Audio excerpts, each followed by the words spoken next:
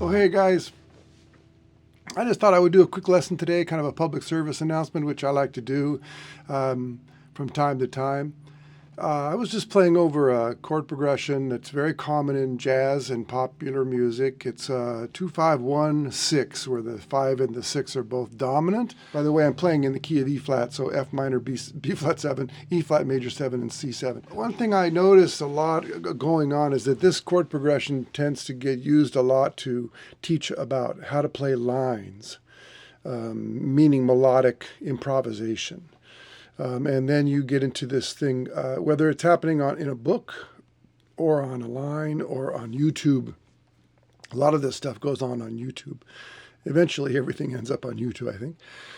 But a lot of times I think that in order to teach this stuff, the line content of the melodies is stripped down to a very somewhat unmelodic or musically neutered kind of quality so that it's teachable.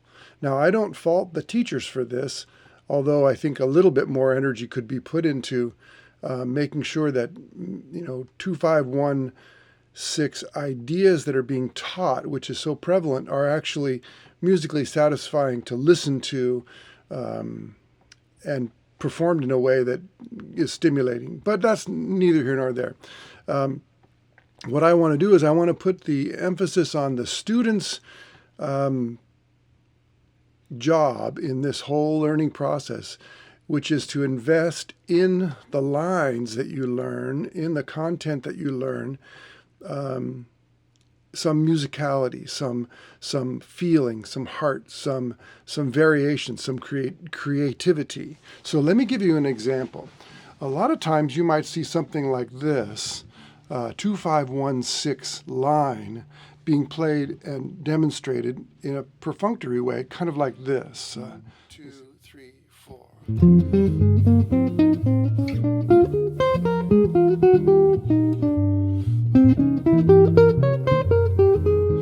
Now, I just improvised that, but I was trying to imitate a kind of thing that is very prevalent, which is almost all eighth notes, starting on a predictable place in the measure, are outlining the chords with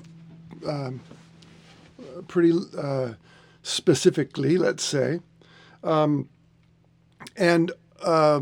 no dynamic emphasis on any of the notes inside of the line. So there's some things that are really important to music which are missing from something like what I just played.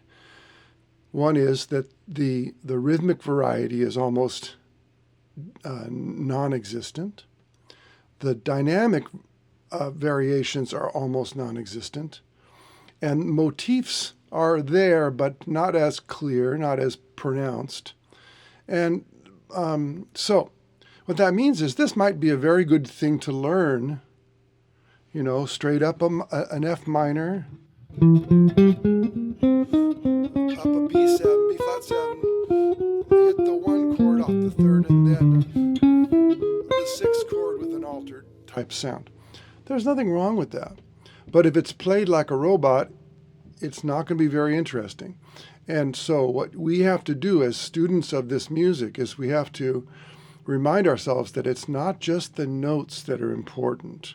In fact, the notes are not as important. What's really important is the juice that we put into this thing. Now, let me give you an example of the same exact chord progression with something that maybe has a little bit more, I don't know, style or creativity involved. I'm going to do my best. Well, I'm going to still start in that same way, but I'm just going to let you see what some of the possibilities with those notes could perhaps be.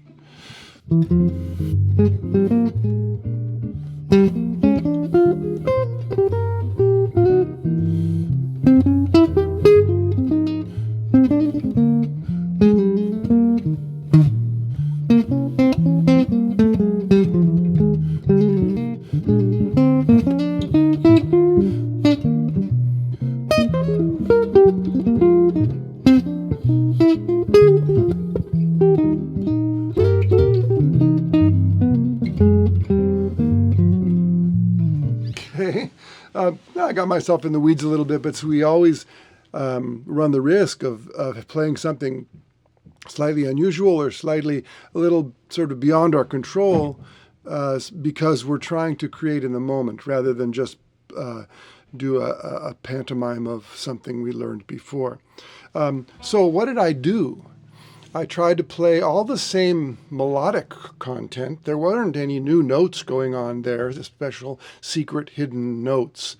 Okay, that's mostly that stuff falls into the realm of the teachable. We can say, well, over the F minor, play an F minor seventh arpeggio, or God forbid, an F Dorian mode, and then over the B flat 7, you can play melodic minor up a half step, also known as super Locrian, and then resolve to the third. We have all these kind of rules about how to make the melodies flow, and those are important. Don't get me wrong. But what's equally important and often overlooked is what do we do with that information in a musical setting. Now, let me give you an example of something else that I was doing, that I could do here. I'm going to play almost nothing. I'm not going to play eighth note bass lines, put it that way.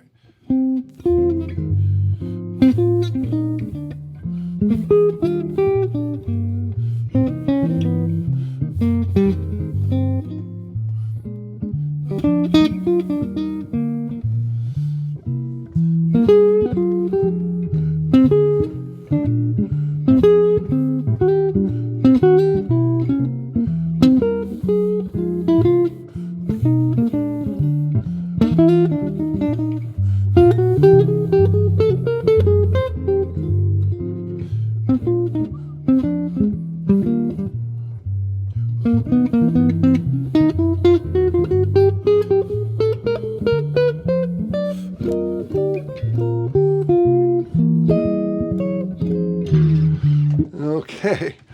Now, what I was trying to do there is I was trying to use the content, the notes of the chords that are being played, and then play around with rhythmic motifs, rhythmic displacement, all sorts of rhythmical games. And then also involved in that, and I can't quite help this because it's sort of natural for me to do, which is the dynamics. Pa-poo-pa, pa-doo-poo-pa. So there's these little louds and softs, And then also there's the dynamic of the time. So I always say there's loud and soft, there's sooner or later, which is about the time, and then there's high and low, right? The sooner or later thing is often overlooked because we want to write these things, these lines get written out as eighth notes, and everybody thinks to learn them we have to go doopy, doopy, doopy, doopy, doopy, doo. And then we get stuck into this kind of eighth note grid where everything's very bouncy and all of that kind of stuff. One thing you can do is feel the pulse of just the first beat of each measure and let the rhythmic thing kind of dance in a realm of fluidity. It's hard to explain. That's why it doesn't get taught much, because like I said, a lot of the stuff that we learn is the teachable stuff, and a lot of the stuff that we love is the unteachable stuff. And so we're stuck between, well, how come when I learned all this stuff, I try to play it and it doesn't sound like the stuff I love? Okay? So as a result of all of this talking, I want to give you one more sort of encouragement, which is to Don't throw away your idea. Don't throw away rhythmic ideas. Don't just fill the space up. Really try and compose while you improvise, and use the content of a simple motif to create in the moment. The 2-5-1 type ideas that you learn are going to help you with the mechanics of doing it, but you have to take another 10 steps beyond that. Just don't forget that.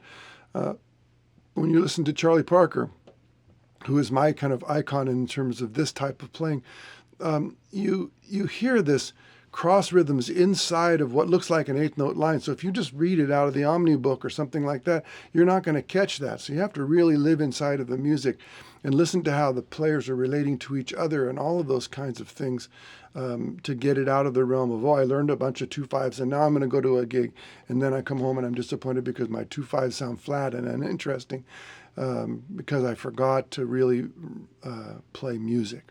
Okay, so I hope that was helpful, and I realize that a lot of this stuff might have gone by a little quickly. I hope you enjoyed this little look, and once again, I want to emphasize, all the kind of content that's out there is not the problem. The real challenge is taking the content which you might learn and elevating it to a level of where you're playing music rather than just running through fingerings. Okay, take care. I hope everybody enjoyed this, and please subscribe to my channel and look into my Patreon page and my TrueFire courses, etc. All right, take care.